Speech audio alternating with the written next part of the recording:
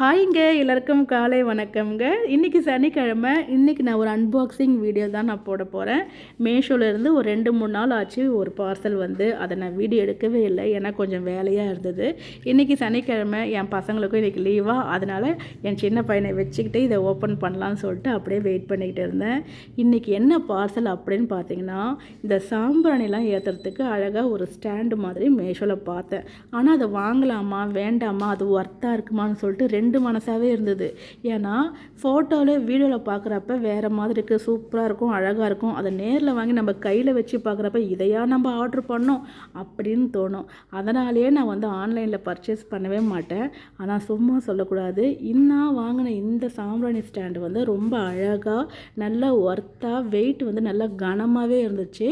அதனால் நான் ஏமாறல. அவ்வளோ அழகாக இருக்குது கைப்பிடியோட. ஆனால் எனக்கு ஒரு டவுட், இது எப்படி ஓப்பன் பண்ணி சாம்பிராணி ஏற்றுறது அப்படி சுற்றி சுற்றி பார்க்குறேன், எனக்கு ஐடியாவே வரல.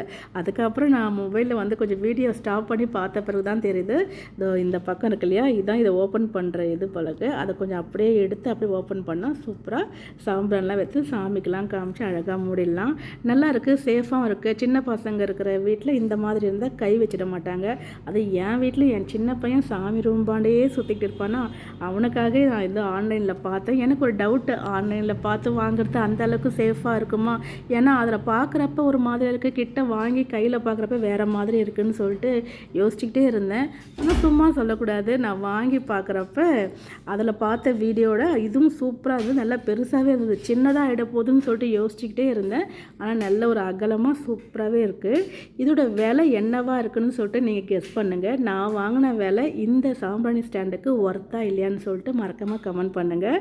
இதோட விலை நான் வாங்கினது 148 ரூபா.